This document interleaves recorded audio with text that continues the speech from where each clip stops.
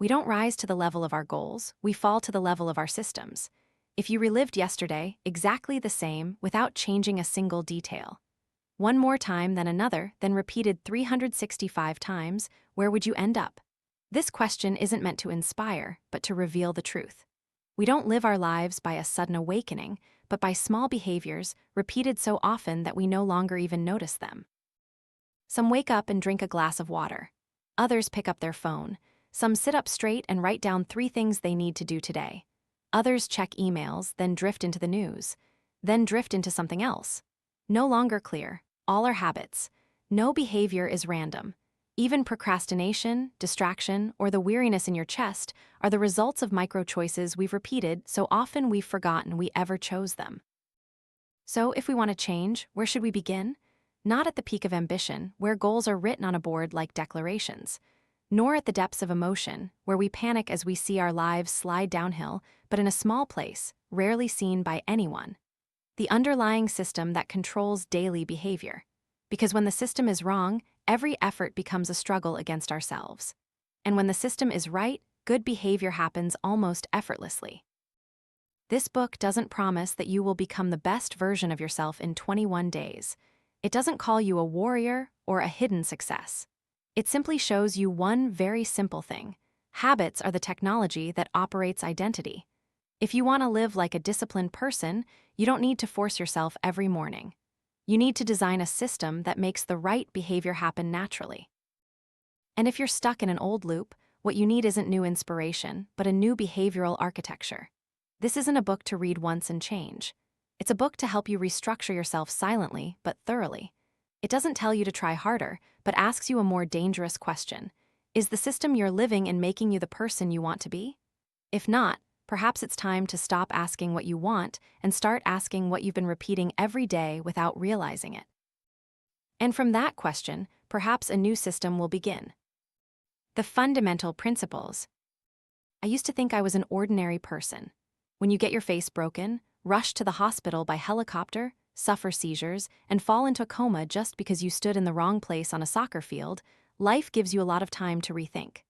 I don't remember the moment the stick hit my face, but I remember every day after that very clearly. Every pain, every hopeless effort to recover, every time I stood in front of the mirror looking at a distorted face I didn't recognize. I learned from scratch how to breathe, how to walk, how to see without everything doubling.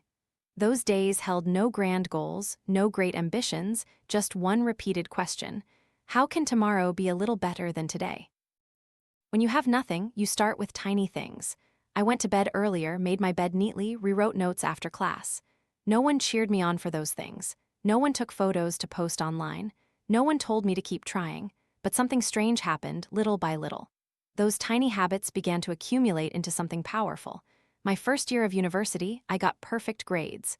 My second year, I joined the soccer team. My third year, I was elected captain. My fourth year, I became the best male athlete in school and received an honorary medal from the university president.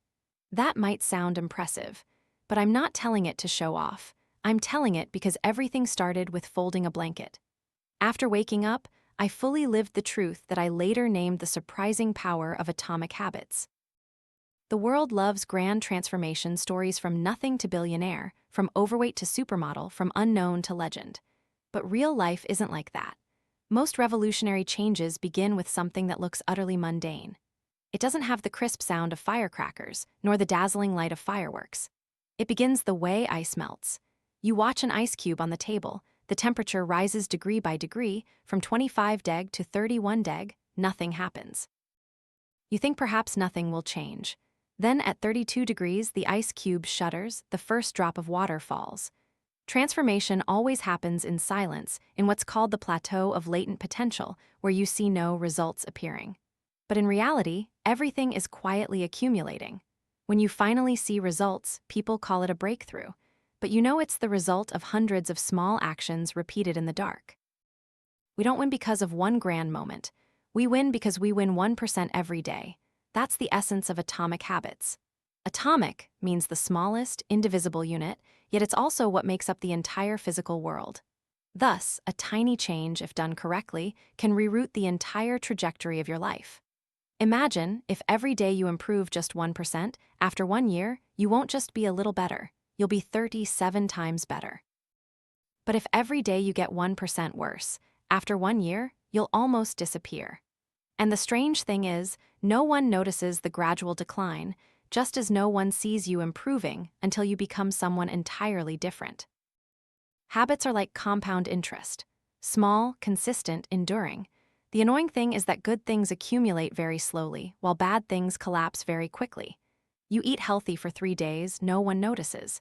You eat badly one night, your weight jumps, your stomach bloats, your mind feels heavy as a stone.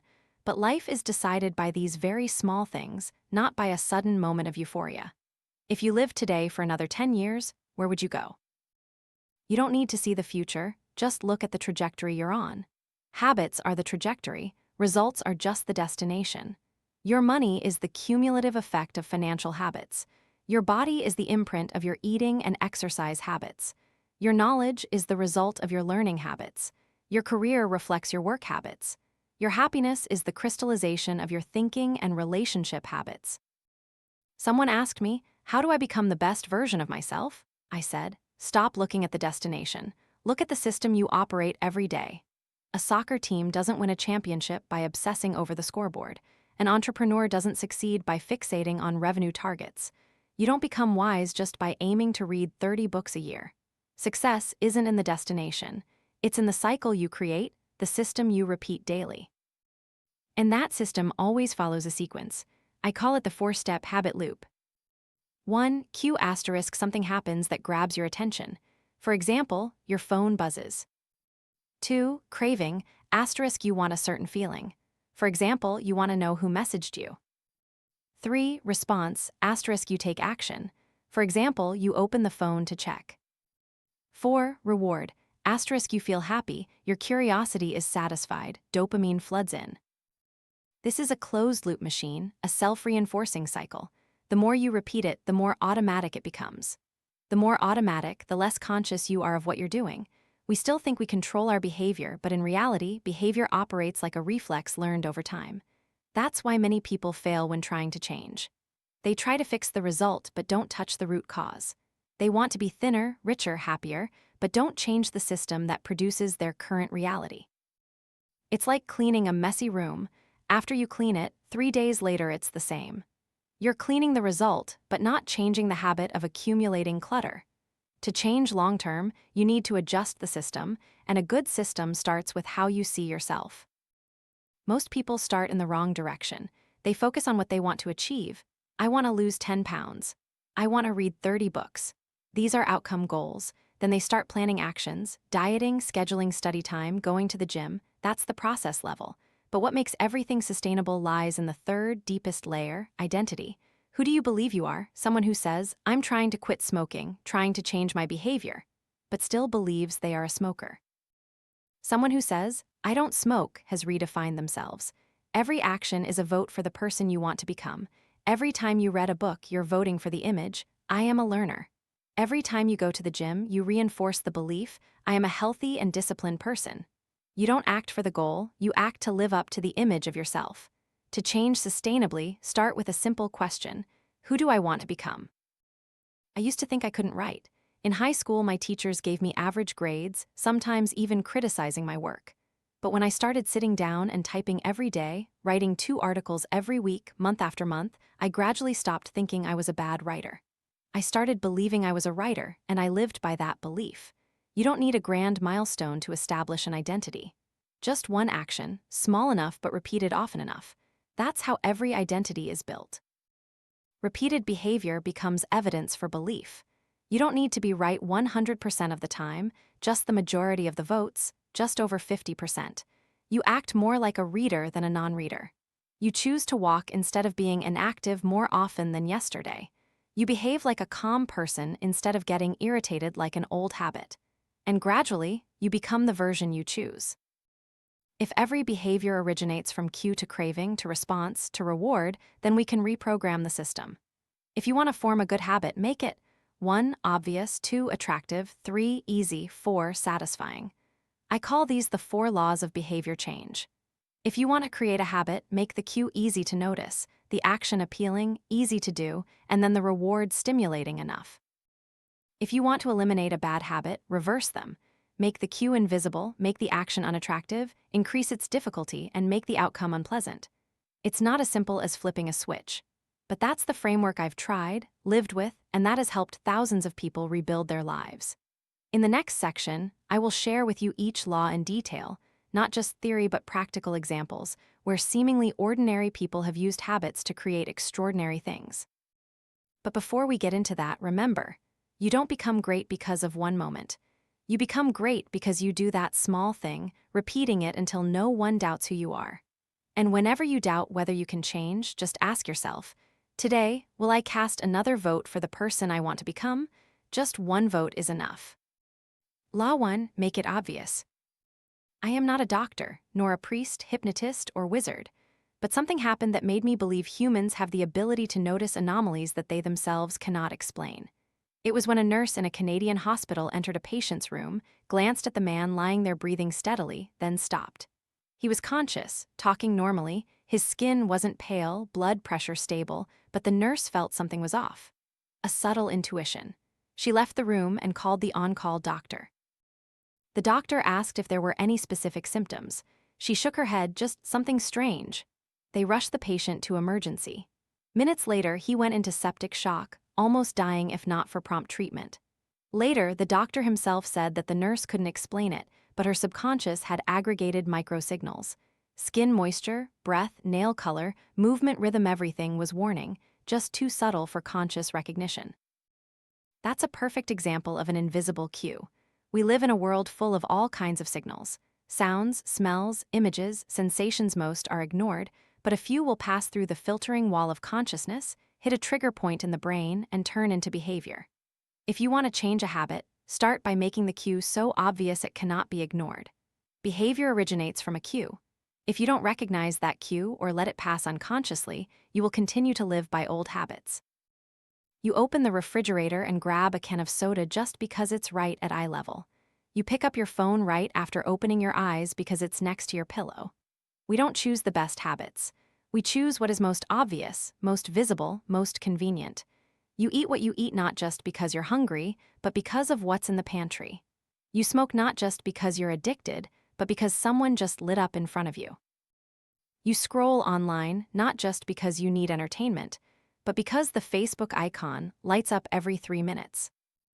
I used to think that to change behavior, you needed stronger motivation. But after thousands of interviews, I realized a reverse truth. You don't need motivation. You need a different environment. The Japanese have a term called muro, meaning to see. What you don't see, you don't think about. What is clearly present will control your behavior even if you don't realize it. If you leave a bowl of apples on the table, you eat more apples. If you keep candy in a hidden drawer, you eat less. If the book is right next to your bed, you read more. If your desk is clean and has a notebook ready, you write more. A small change in physical layout can lead to a big change in behavior. In psychology, this is called implementation intention. Instead of saying vaguely, I will exercise regularly, you would say, I will exercise at 6:00 a.m. every Monday at the park near my house. By specifying when and where, you turn an intention into a clear cue, like drawing a line in your mind. At that moment, your body will react to act without hesitation. I've experimented with this with hundreds of people. Those who just said, I will try to exercise, had a very low success rate, but those who wrote down, I will behavior at time at location, saw their adherence rate soar almost 23 times. Why? Because they didn't let the behavior float in ambiguity. They pinned it down to reality with a concrete promise, a silent commitment that the brain remembers as truth. And then I realized another step even more powerful, habit stacking. Instead of trying to add a new habit from scratch, you attach it to an existing habit. For example, after I brew my morning coffee, I will meditate for 1 minute. After I brush my teeth, I will read 1 page of a book. After I hang up my jacket, I will write 1 sentence in my journal.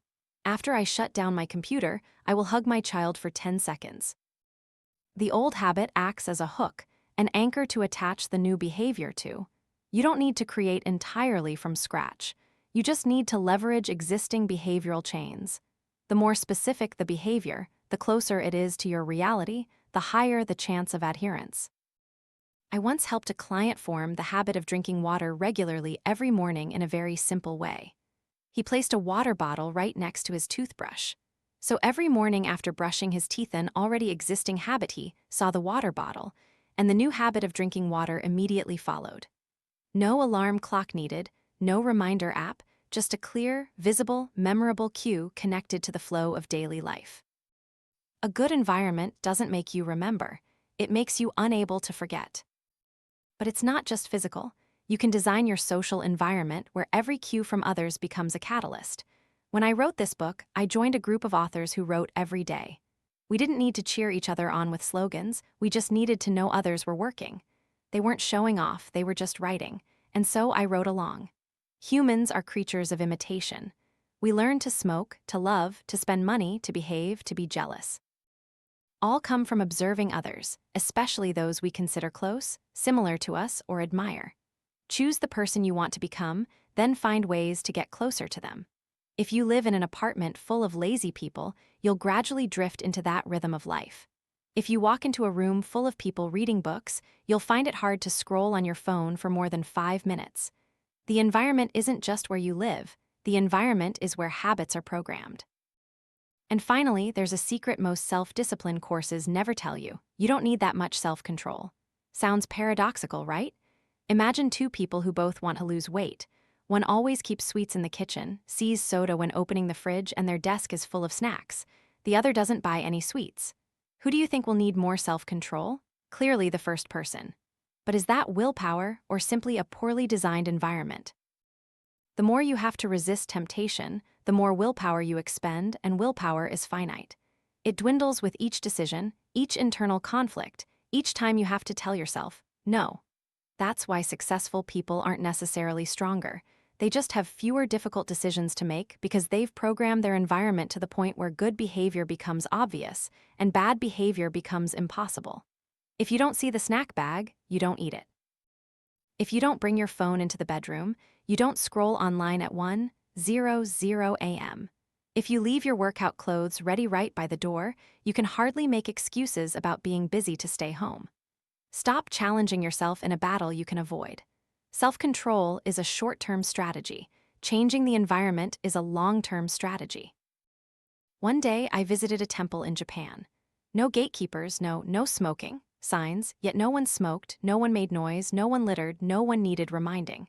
Because the environment there, its design, the sound, the smell of fragrant wood, the wind through the tiled roof, it was a message in itself.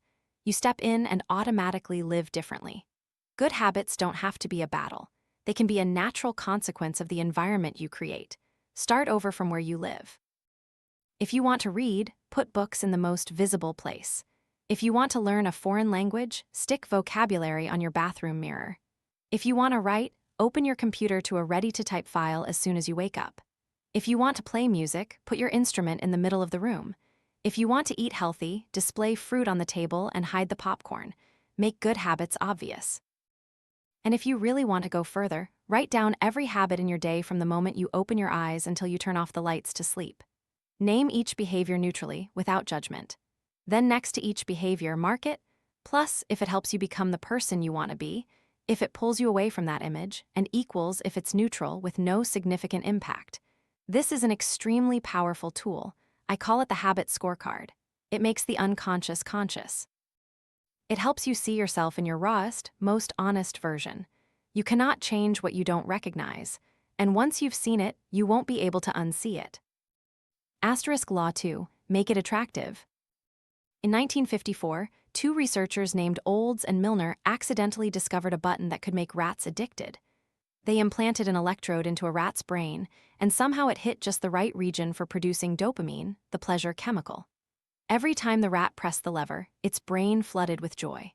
It repeated it constantly, abandoning food, sleep, and mating, just to press the button. It pressed 7,000 times an hour and died of exhaustion. I tell you this not to say humans are like rats, but to emphasize, we act not because of the result, but because of the feeling we attach to the result. We don't eat cake because we need calories. We eat because of the soft, sweet, rich taste that floods our tongue as a brief reward for a long, tiring day. We don't scroll TikTok for knowledge. We scroll for the feeling of surprise, stimulation, curiosity. Dopamine surges like a wave, and we drift with it. It's the feeling we expect that motivates behavior, not the behavior itself. This is important because it helps us understand. For a habit to be maintained, it must evoke an attractive craving. What makes a habit memorable? Not logic, not long-term benefits, but does it make you crave it? Smokers don't smoke because they need nicotine, but because they crave the sense of relief after taking a puff. Regular runners don't run just for health, but for the euphoric feeling that surges after each time they push their limits. So if you want a good habit to be sustainable, you can't let it be dry. You need to make it more appealing. The first way I discovered was through the reward stacking strategy. For example, you love watching Netflix but want to form the habit of cycling in place. So, only watch Netflix while cycling. You pair something you want with something you should do. Or like me, I'm addicted to podcasts, but I also need to do cardio. I decided I would only listen to my favorite podcasts while running. So my brain began to see running as a way to do what I love, rather than an obligation to endure. Humans learn through association. You hear a song when you're heartbroken. Later, every time that music plays, your heart clenches. You smell fresh baked cookies in the house. You remember childhood afternoons with your grandmother. You connect memories to feelings. Exploit this very mechanism. If you want to do something more regularly, link it to something you love. If you want to procrastinate less, create a cue that makes the desired behavior irresistible. Instead of writing, exercise for health, something distant and vague, link it to, I will listen to my favorite music while running. Or, I will drink a special smoothie only after I finish my workout. Or, I will allow myself to play games for 15 minutes, but only after I complete my writing. Appeal doesn't always come from the behavior itself, but it can be created by building new associations. We don't live in a vacuum. Every behavior is influenced not only by our feelings, but also by those around us. I once worked with a student who was passionate about design. He lived in a dormitory full of gamers, people who didn't care about studying or creativity. Initially, he maintained his motivation. But a few months later, I saw him gradually abandon his design habits and switch to playing games all night. Why? Because we are creatures of imitation. We imitate the behavior of 3 groups of people. 1, those close to us, 2, those similar to us, and 3, those we admire. I'm not saying you need to avoid all your friends just because they have bad habits, but you need to understand society is a powerful pull. If you go against the prevalent behavior in your group, you'll get tired. If you blend in, you'll drift without realizing it.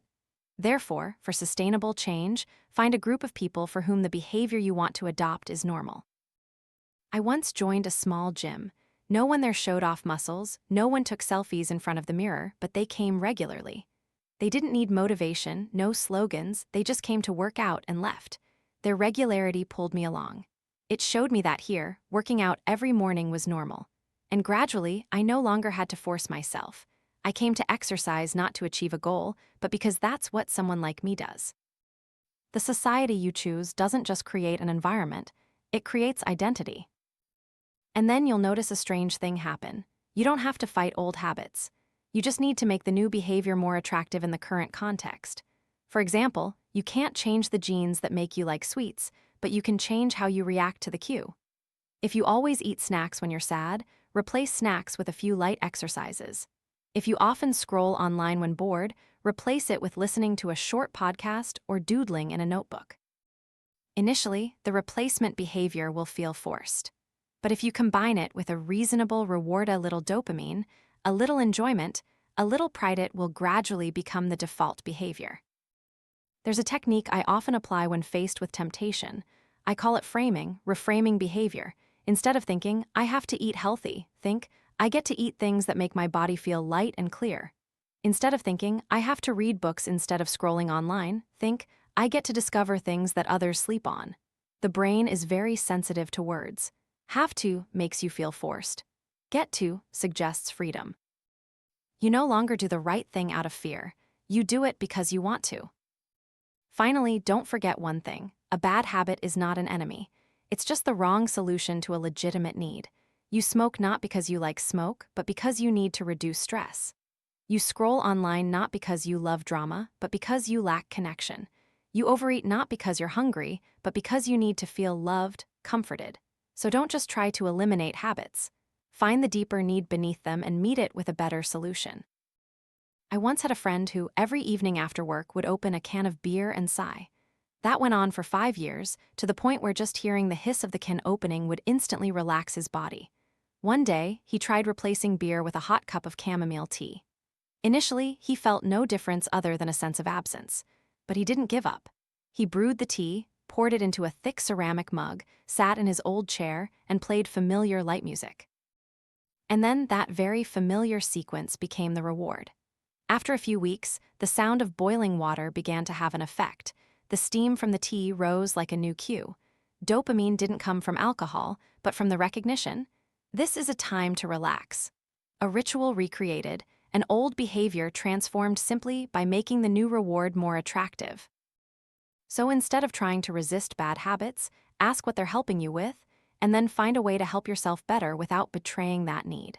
When you understand the deeper reason behind the behavior, you no longer see it as an enemy to eliminate. You see it as a bridge to step toward another solution that is safer, kinder to yourself. And that's where change begins to become humane. A behavior becomes attractive not just because of its nature, but because of the meaning you assign to it. And the wonderful thing is that you have the power to redefine that meaning. You can turn every journal entry into a way to talk to yourself. You can see reading a book not as intellectual training, but as a way to escape into worlds you've never lived in. You can think of running not as weight loss, but as having 30 minutes a day where you don't have to please anyone but yourself. When a habit is linked to an attractive emotion, it will be pulled into the deeper regions of consciousness. It no longer becomes an action, it becomes a part of who you are. In summary, for a habit to be sustainable, you need to make it attractive. And attractiveness is the result of 3 things. 1, you pair the behavior with a reward you genuinely want. 2, you connect with a group of people for whom that behavior is normal. 3, you understand that the behavior meets a deeper need, and you proactively meet it in a better way. You can't fool yourself with empty calls like, live better. You can only go the distance if you truly enjoy the feeling that comes from the behavior you're maintaining. And if you don't currently like it, create a more lovable version. Dress it in a softer, more fragrant, more familiar garment. Then one day you'll look back and realize, oh, what I once thought was effort has now become joy. Law 3, make it easy asterisk.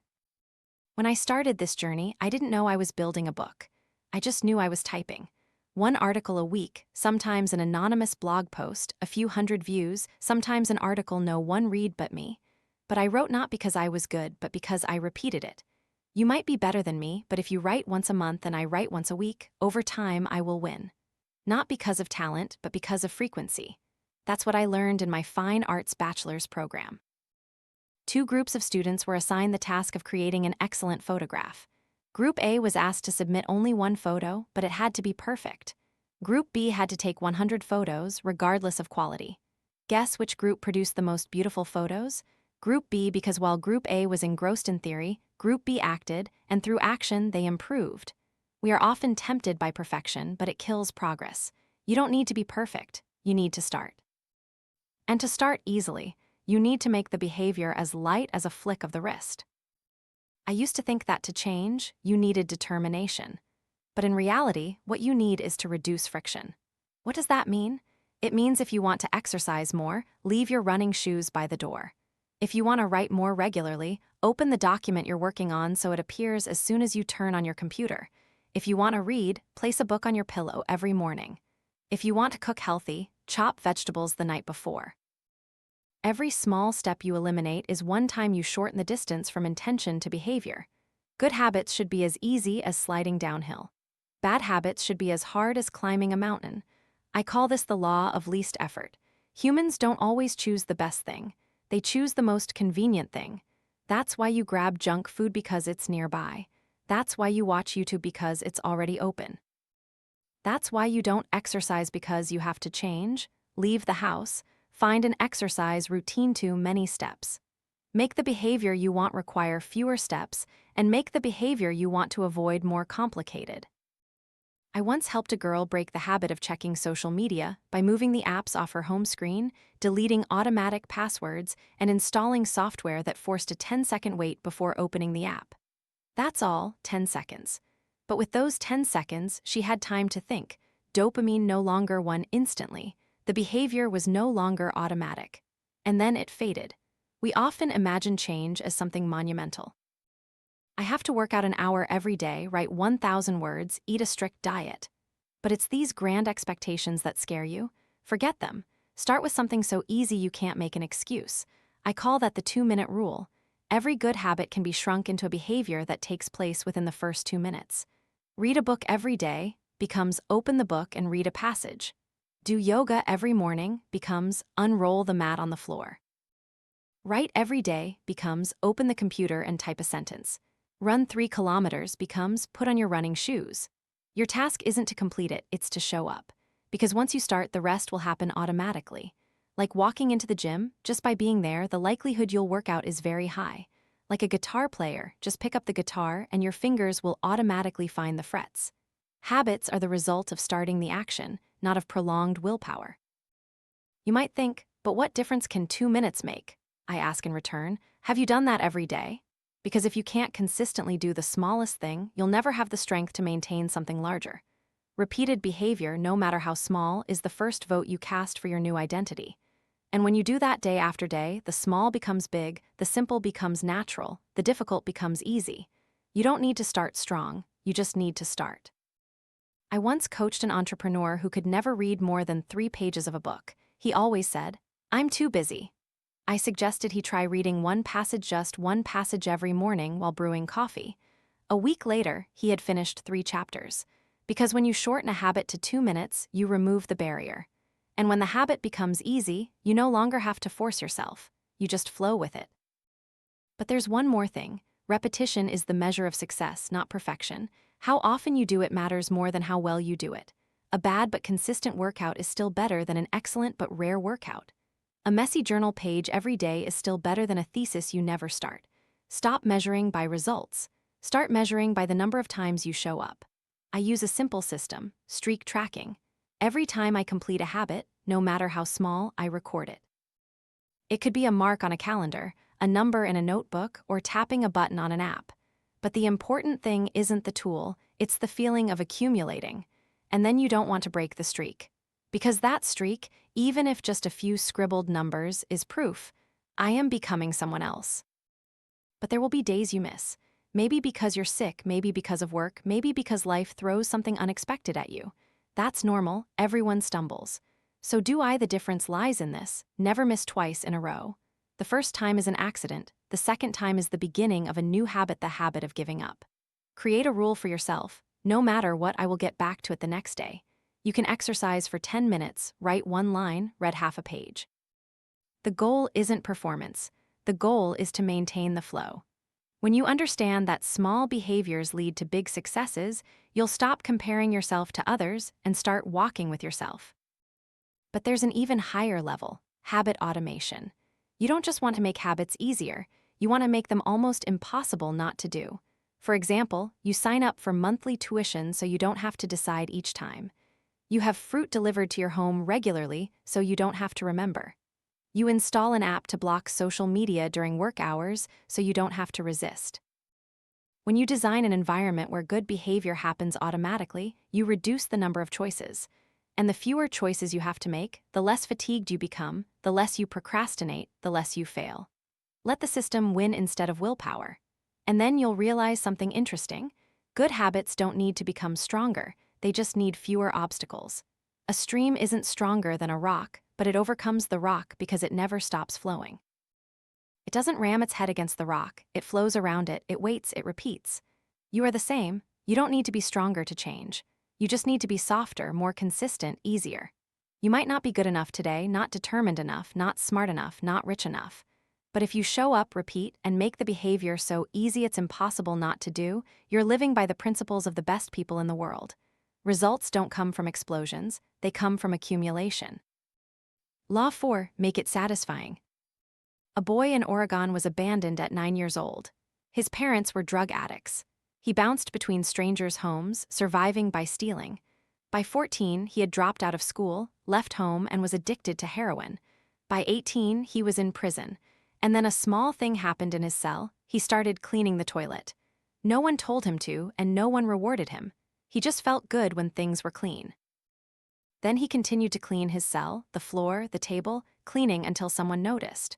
When he was released from prison, people realized he had a strange ability. He completed cleaning tasks with genuine joy. An employer hired him to clean a warehouse, then promoted him, then supported him. Eventually, he owned the entire company. From someone who once robbed a pharmacy, he became the founder of a multi-million-dollar cleaning company. It all started with that tiny feeling, the satisfaction of seeing a sparkling clean sink. That story made me unable to stop thinking. Sometimes change doesn't need a grand beginning, it just needs an immediate result that makes you feel good.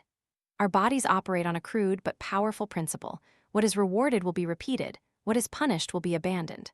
Look at a child. You smile, they smile back. You give them a cookie, they remember. You get angry, they cry. All logic, ethics, reason, discipline have no place.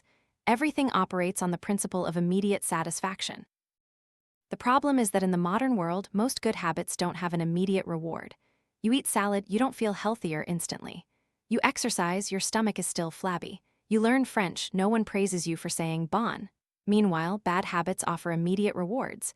You eat cake, sweetness spreads throughout your mouth. You scroll online, dopamine rushes. You procrastinate, you feel immediate relief. That's why bad behavior often wins. It plays by biological rules. Immediate rewards lead to long-term consequences. For good habits to survive in the real world, you need to embed rewards into the behavior. Not big rewards, no need for gifts.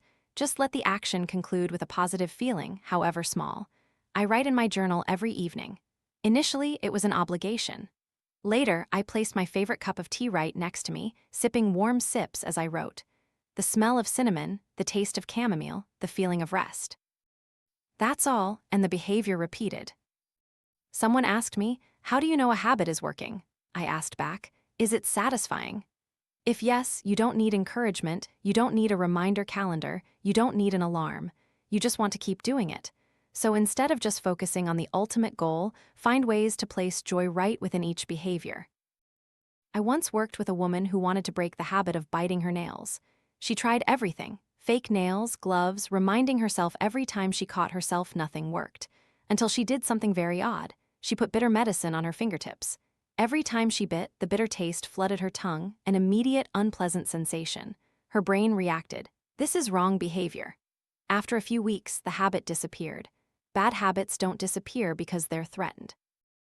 They only disappear when they're linked to an unpleasant consequence. Conversely, good habits survive when they are rewarded, even if it's just a checkmark, a glance, a sense of reassurance. Redesign the end of the behavior so it's linked to a feeling that you're making progress.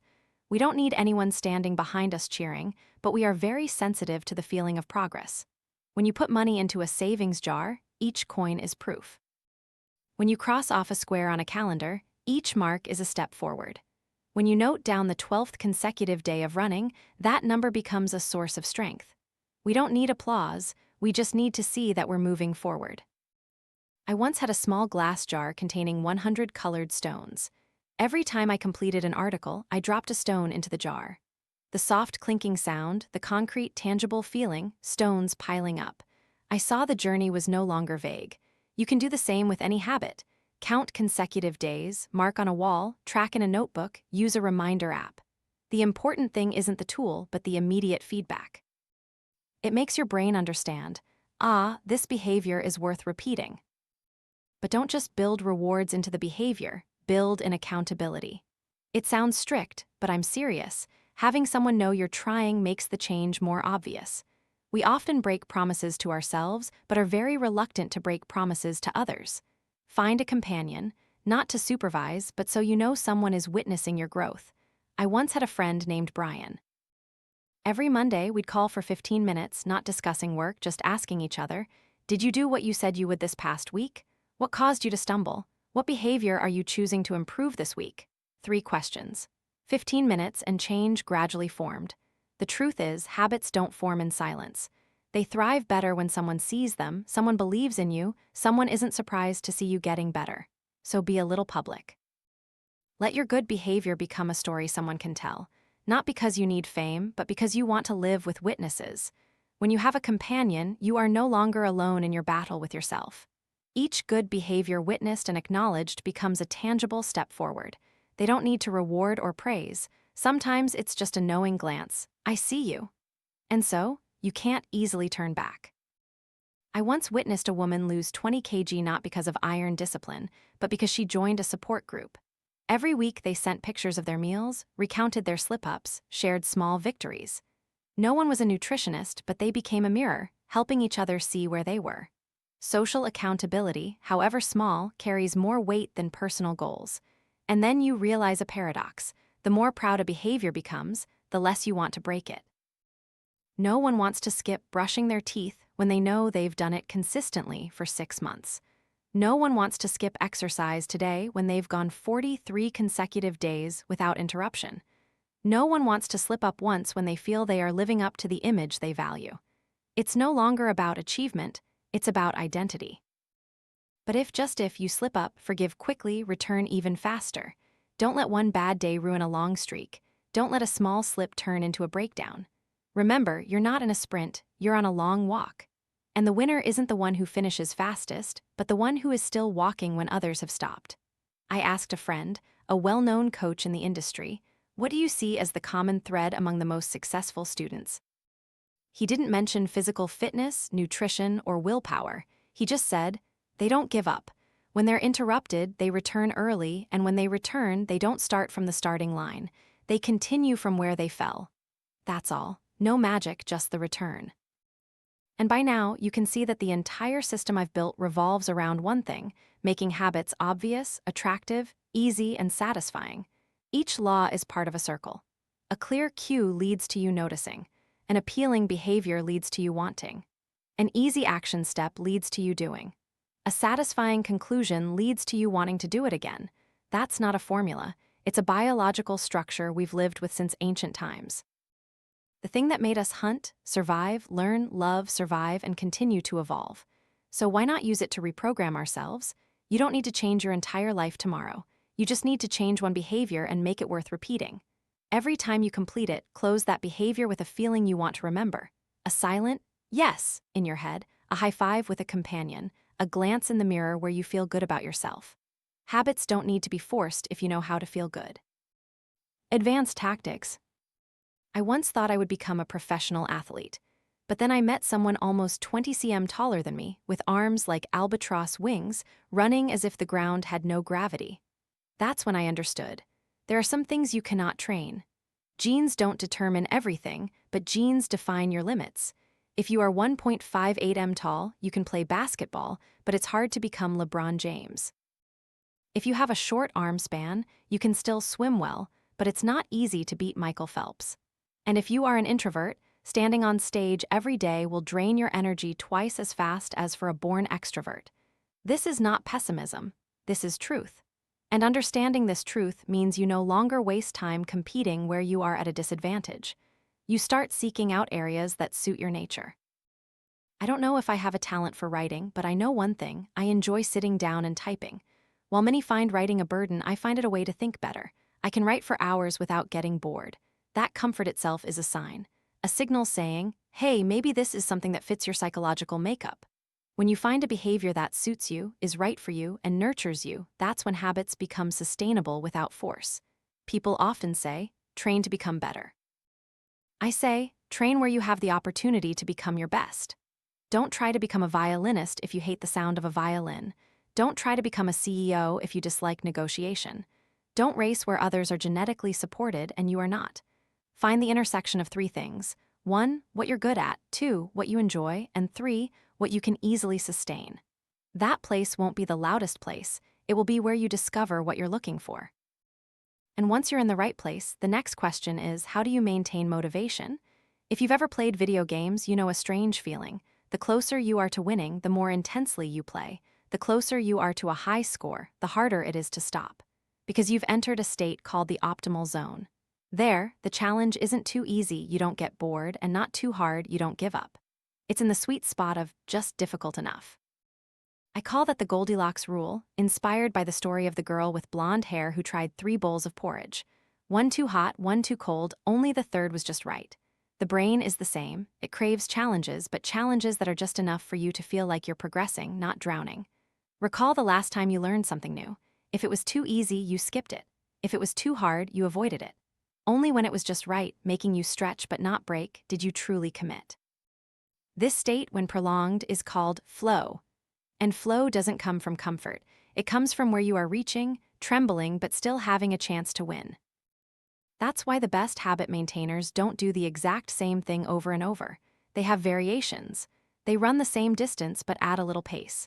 They write in the same genre but try a different structure. They read the same author but switch to a new topic. Little by little, they push the boundaries.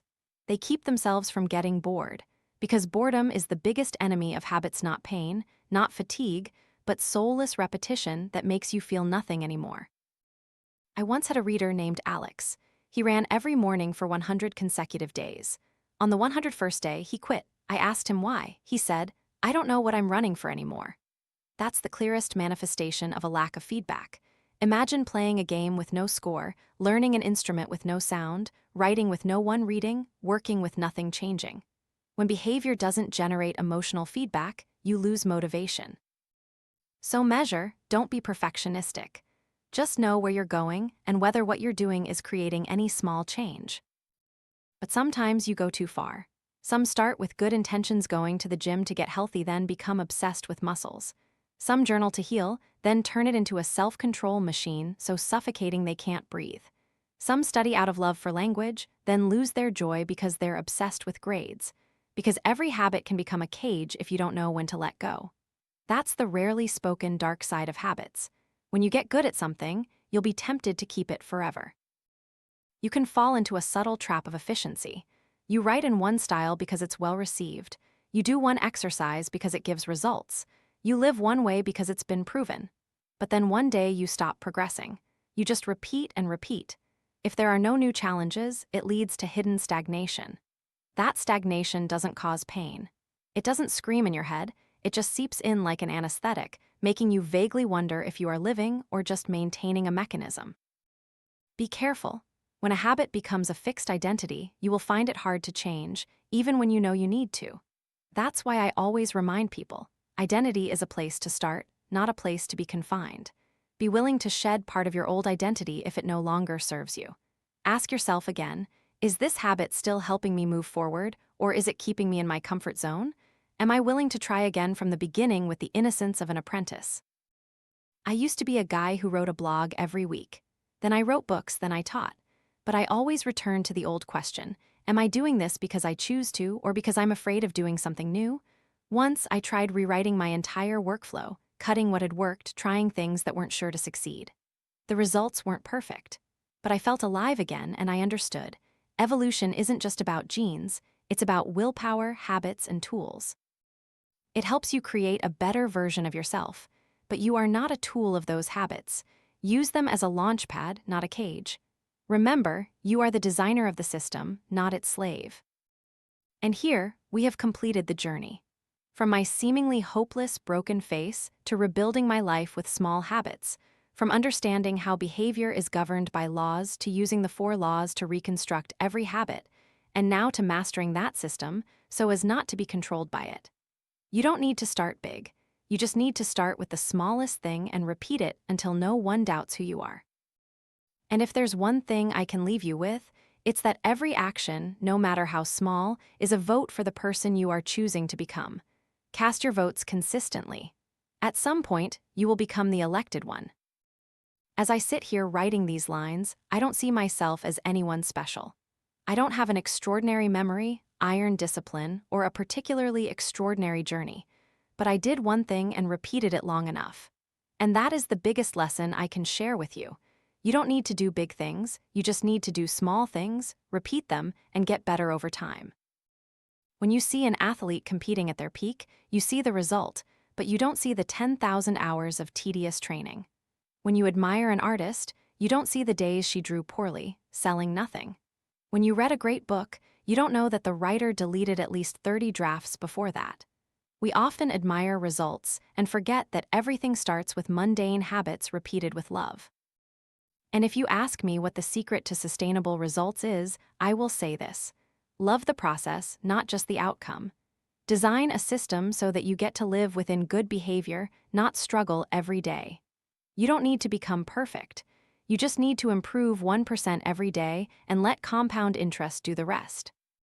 At this point, I want you to recall the 4 laws of behavior change, the entire system that this book builds. 1. Make it obvious, because if you don't see it, you won't recognize it. 2. Make it attractive, because your brain acts on feeling, not logic. 3. Make it easy, because humans choose the most convenient thing. 4. Make it satisfying, because what is rewarded is repeated. Look back at every habit in your life through these 4 lenses. What can you add, subtract, swap, redesign? Make a very small change and observe what happens. If you are a business person, apply habits to your team. Design an environment where good behavior becomes default. Create a system for tracking progress. Provide quick feedback. Build a culture where the right behavior is expected. No need for grand rewards. If you are a parent, remember your children learn not from your words but from how you live. Make reading a habit in the home, not a command. Let children see you taking notes, learning, repeating, failing, and returning. Education is not control. Education is behavioral contagion. And after all, if you find yourself not improving as much as you'd hoped, please don't blame yourself. Remember that all real progress looks very slow. It's not like an explosion. It's like melting ice. And then at the 32nd degree, the first drop finally falls. Finally, I want to express my gratitude. Thank you to the first readers who read every messy blog post I wrote in 2012. Thank you to those who wrote letters sharing their journeys. The person with depression learned to return from a small gesture. The game addict learned to break the dopamine cycle by changing their environment. The single mother created a reading hour with her child every evening using a cozy chair in the corner of the house. Thank you, the person holding this book, because you chose not an easy path, but a path of intentional living.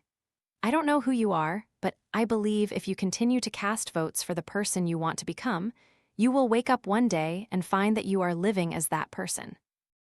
We have just journeyed together through a path that is non-linear, not rushed, and not as dazzling as New Year's fireworks. This journey is more like planting a seed in the ground, not knowing when it will sprout but watering it daily. Not because it will surely bloom, but because you believe that watering is the right thing to do. I want to stop here not because there's nothing left to say, but because all the most important things you have already seen in your own life. If you're sitting quietly, nodding gently, remembering a small habit you once changed, and how it changed the entire rhythm of your life, then I don't need to say anything more. Thank you for coming all the way to the end. That's not easy. Not because this book is long or difficult, but because listening to something all the way through, in a world of impatience and distraction, is already a rare act. Your attention is a gift, and I do not take it lightly. You have spent time not just listening, but also pausing, thinking, comparing the principles presented in this book with real life. Life often doesn't operate according to theory, but there is always room for a small action if it is repeated long enough. Now I have a request. If this book has left anything meaningful in you, a line of thought, a small action, a silent but powerful change, please share it. Leave a review. No need for praise. I don't need flowery words. I need honesty. What have you tried from this book? What hasn't worked for you? What did you find hardest to start? What are you planning to do tomorrow because of what you heard today? Every comment you make not only helps me, but also helps others like you who are asking if they can change. Tell them, I used to think I couldn't, but I started with something small, and then I saw myself change. That's how a community is created, not by forums, not by social media, but by silent connections between people. Whispers that you are not alone. We don't change in a moment of epiphany. We change through repetitions that we were brave enough not to give up on.